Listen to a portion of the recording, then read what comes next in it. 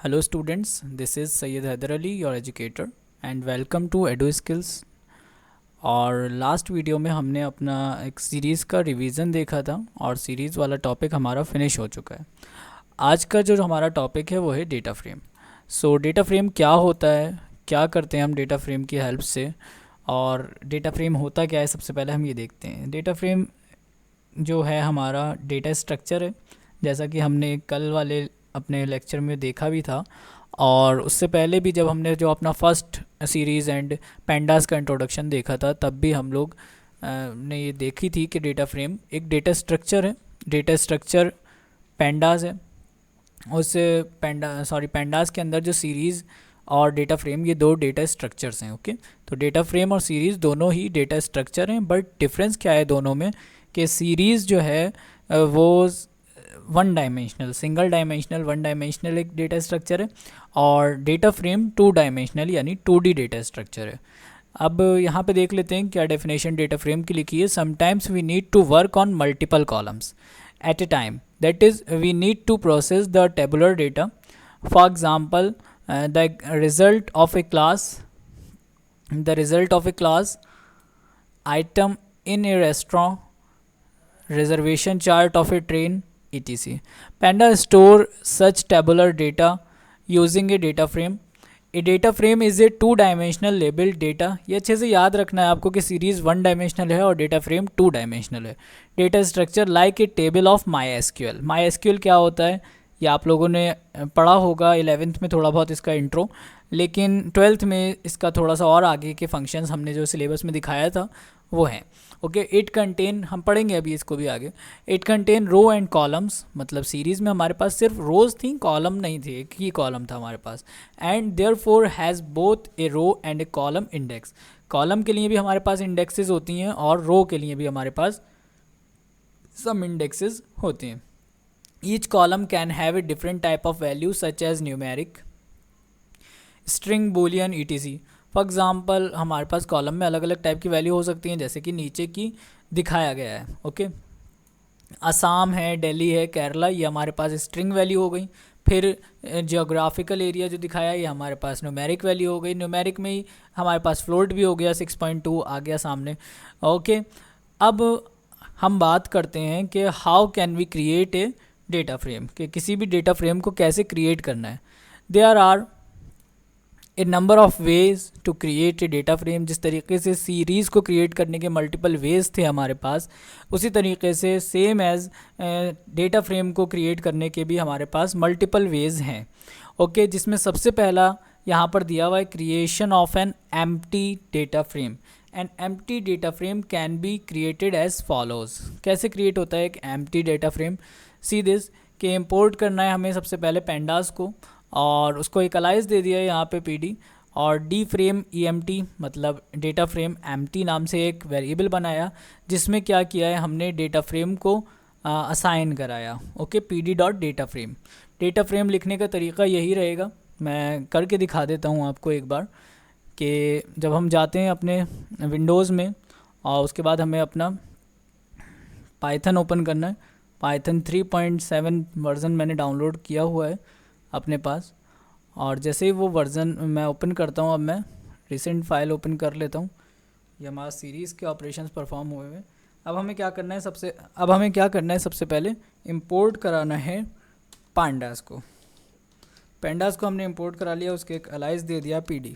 Okay, अब इसके बाद हम एक वेरिएबल बना देते हैं df1, और इसमें हम एक डेटा फ्रेम क्रिएट करते हैं। डेटा फ्रेम क्रिएट करने के लिए हम लिखेंगे PD dot data frame. Data और फ्रेम के बीच में कोई भी स्पेस नहीं देना है हमें। आप देख लीजिए, डेटा, हालांकि डेटा का D कैपिटल होगा, डेटा फ्रेम के बीच में, डेटा और फ्रेम के बीच में हमें कोई भी स्पेस नहीं देना है। FRAMEDATA। ओके, अच्छे से याद रखिए इसको, DATA FRAME। ये हमारा डेटा फ्रेम क्रिएट हो गया। अब इसके बाद हम इसे प्रिंट करते हैं, तो ये फ़िलहाल एम्प्टी है, तो यहाँ पर हमारे पास कुछ प्रिंट होकर नहीं आने वाला है। रन करते हैं हम, सी दिस, कि हमारे पास कुछ भी नहीं आया है प्रिंट होकर। क्या आया? Empty data frame. कॉलम्स कितने हैं? 0, कुछ नहीं है। इंडेक्सेस कितनी है? 0, कुछ नहीं है। ओके, सो अब हम देख लेते हैं आगे, creation of data frame from numpy and array. अब numpy एरे की हेल्प से हम कैसे किसी भी डेटा फ्रेम को क्रिएट करते हैं, आज हम वो देख लेते हैं। Consider the following 3 numpy and array, let us create a simple data frame without any column label using a single and array. अब हमें सिंपली एक एंड एरे हमने यूज़ करा और उसमें हमने एक डेटा फ्रेम को क्रिएट करा है। ओके, एक एरे बना लेते हैं, उसी प्रोग्राम में हम इस तरीके से यहीं से ही उठा लेते हैं, कॉपी कर लेते हैं। एग्जांपल, ये हमने दोनों चीज़ें कॉपी कर ली, हमने 2 एरेज बना लिए अपने प्रोग्राम में। अब हम यहाँ पे एंटर प्रेस करते हैं और 2 एरेज हमने यहाँ पर क्रिएट कर लिए अपने प्रोग्राम में, उसमें से हम इसे मिटा देते हैं। ओके, ये हमारा एक एरे 1 आ गया और एक एरे 2 आ गया। एरे 1 और एरे 2 को या एरे 1 को हमने डेटा फ्रेम के अंदर से पास करा दिया, तो क्या होगा, एरे 1 को हमने डेटा फ्रेम के अंदर से पास करा दिया, तो क्या होगा, वो एरे 1 को प्रिंट करा देगा। ओके, कुछ मिस्टेक हुई है मेरे पास। ओके, मैंने numpy को असाइन नहीं करा। ओके वेट, मैं असाइन कर लेता हूँ। तो क्या किया है हमने कि यहाँ पे अभी हमने numpy को इंपोर्ट नहीं कराया है। ओके, तो सबसे पहले हम क्या करेंगे, यहाँ पर numpy को भी इंपोर्ट करा लेंगे, numpy एज np। तो अब हम numpy एरे को यूज़ कर सकते हैं क्योंकि हमने अपने प्रोग्राम में numpy को भी इंपोर्ट करा लिया है। ओके, सो अब देखते हैं, जैसे ही हम इस प्रोग्राम को रन करेंगे तो अब आप देखिए कि वो जो डेटा फ्रेम है वो हमारे डेटा फ्रेम के देखें, जब हम सीरीज़ को प्रिंट करते थे तो ऊपर जो कॉलम था हमारा, उसकी इंडेक्सिंग लिखी हुई नहीं आती थी, बट अब हमारे पास कॉलम की इंडेक्सिंग भी लिखी हुई आ रही है। इसका क्या मतलब है कि हमारे पास कॉलम्स भी मल्टीपल हो सकते हैं। ओके, अब हम बुक में देखते हैं आगे, यहाँ पर क्या किया है कि उसने एरे को प्रिंट कर लिया। We can create a data frame using more than 1 and array as shown in the following example. यहाँ पर उन्होंने क्या किया, 2 एरेज बनाए और एक डेटा फ्रेम में उसे असाइन करा लिया। तो क्या होगा कि वो दोनों एरेज प्रिंट होकर आएंगे। ओके, अब मैं इसी में ही करके दिखा देता हूँ क्योंकि मैंने यहाँ पर 2 एरेज प्रिंट कर रखे हैं बाय डिफ़ॉल्ट। ओके, 3 वैल्यूज़ हैं यहाँ पर। मैं क्या करूँगा, इसी में ही कॉमा लगाकर एरे 2 का नाम लिख देता हूँ। एरे 2 लिख दिया मैंने और मैं रन करता हूँ। अब देखते हैं, देखिए अब हमारी वो जो फर्स्ट वाली थी वो इंडेक्स बन गई है और जो सेकंड वाला था वो हमारा एरे बन गया है। ओके, लेकिन जिस तरीके से यहाँ पे हमने करा है, ओके, हमें इस एरे को उस स्क्वायर ब्रैकेट के अंदर रखना पड़ेगा, जिसकी हेल्प से क्या हो कि इंडेक्सिंग अलग रहे और जो हमारा एरे है वो अलग रहे।